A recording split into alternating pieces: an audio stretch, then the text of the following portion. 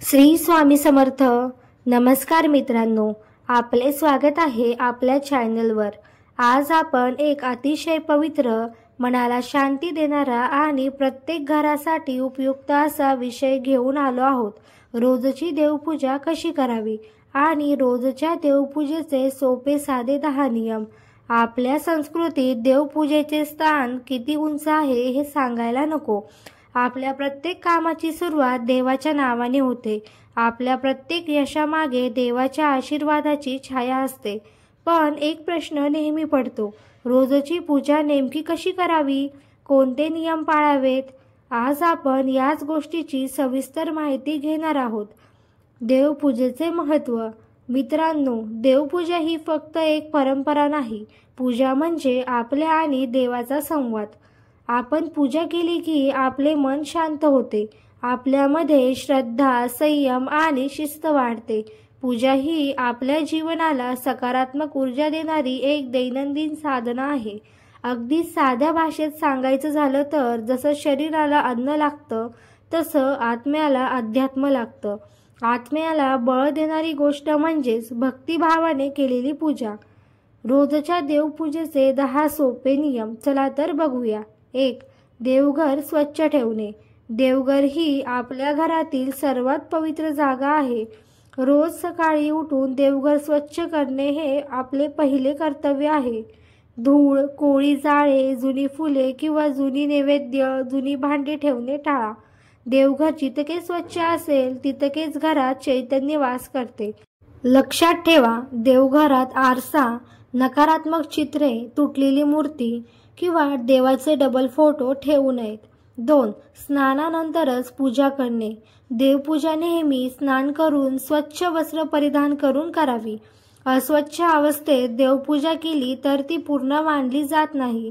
उदाहरण, जसे आपण एखाद्या मोठ्या मान्यवराला भेटायला गेलो तर नीटनेटके कपडे घालतो, तसेच परमेश्वराला भेटायला जाताना शुद्ध व पवित्र रूप असणे गरजेचे आहे. 3. दीप प्रज्वलित करणे. पूजेत दिवा लावणे अत्यावश्यक आहे. तुपाचा किंवा तेलाचा दिवा लावला की घरात शांती, आनंद आणि समृद्धी टिकून राहते. सकाळ संध्याकाळ दोन्ही वेळा दिवा लावणे फार महत्त्वाचे आहे. शास्त्र सांगते, दीप ज्योती परब्रह्मा. दिव्याची ज्योत म्हणजेच परमेश्वराचे रूप आहे. 4. पाणी अर्पण करणे. देवाला शुद्ध पाणी अर्पण करणे म्हणजे आपल्या जीवनातील निर्मळतेचे प्रतीक आहे. तांब्या किंवा पितळेच्या भांड्यात पाणी ठेवून देवाला अर्पण करणे अत्यंत शुभ मानले जाते. 5. फुले आणि तुळशीपत्र अर्पण करणे. देवाला ताज्या आणि सुगंधी फुलांचा खूप आनंद होतो. विष्णूला तुळशीपत्र, शिवाला बेलपत्र, गणपतीला दुर्वा अर्पण करावी. लक्षात ठेवा, वाळलेली किंवा कृत्रिम फुले देवाला अर्पण करू नयेत. 6. मंत्रजप आणि स्तोत्र पठण.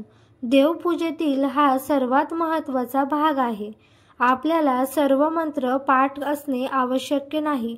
अगदी साधा ओम नमः शिवाय, ओम नमः शिवाय, ओम नमो भगवते वासुदेवाय, ओम नमो भगवते वासुदेवाय किंवा ओम श्री गणेशाय नमः, ओम श्री गणेशाय नमः हाही जप पुरेसा आहे.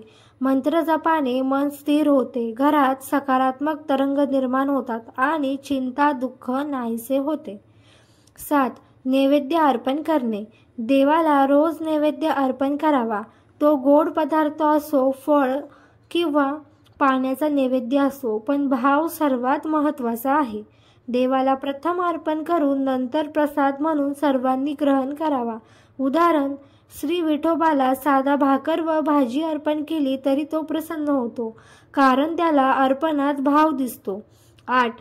आरती करणे. आरतीशिवाय पूजा अपूर्ण राहते. आरती ही देवाच्या कृपेची मागणी असते. सकाळ संध्याकाळ आरती करावी. आरती करताना सर्व कुटुंबीय एकत्र आले तर घरात आनंद वाढतो. 9. भक्तिभाव सर्वात महत्त्वाचा. पूजेत सजावट, खर्च किंवा दिखावा यापेक्षा भावाला महत्त्व जास्त आहे. तुमच्याकडे फुले नाहीत, नैवेद्य नाही तरी हरकत नाही, पण तुम्ही मनापासून देवाशी संवाद साधला तर तीच तुमची खरी पूजा आहे. 10. संध्याकाळची पूजा. सकाळच्या पूजेसोबतच संध्याकाळची पूजा देखील महत्त्वाची आहे.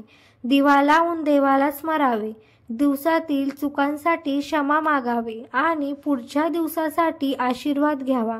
देवाची मनोभावे पूजा करावी. पूजेत लक्षात ठेवायच्या काही अतिरिक्त गोष्टी ज्या की सगळ्यांना माहीत असायलाच हव्या. देवघर नेहमी ईशान्य कोपऱ्यात किंवा पूर्वेला असावे. देवघरात कधीही बूट चप्पल नेऊ नयेत. तुटलेल्या किंवा खराब झालेली मूर्ती देवघरात ठेवू नयेत. पूजेनंतर देवघर बंद करण्यापूर्वी दीपाची ज्योत विझवू नये. दिवा हा अखंड असेल तर अतिउत्तमच. रोजच्या पूजेचे फायदे चला तर बघूया. घरात शांती आणि समाधान नांदते. नकारात्मक ऊर्जा दूर राहते. कुटुंबातील तणाव वाद हळूहळू कमी होतात. आरोग्य सुधारते आणि मानसिक स्थैर्य मिळते. लक्ष्मीची कृपा होते. धनधान्याची भरभराट होते. तुम्हाला आजचा व्हिडिओ कसा वाटला कमेंट करून नक्की सांगा. व्हिडिओ आवडला असेल तर चॅनल सबस्क्राईब करायला विसरू नका. तसेच धार्मिक माहिती, पूजापाठ, कथा, कादंबरी, माता लक्ष्मीला प्रसन्न करण्यासाठी उपाय, स्वामी सेवा अशाच नवनवीन व्हिडिओ बघण्यासाठी बेल आयकॉन दाबायला विसरू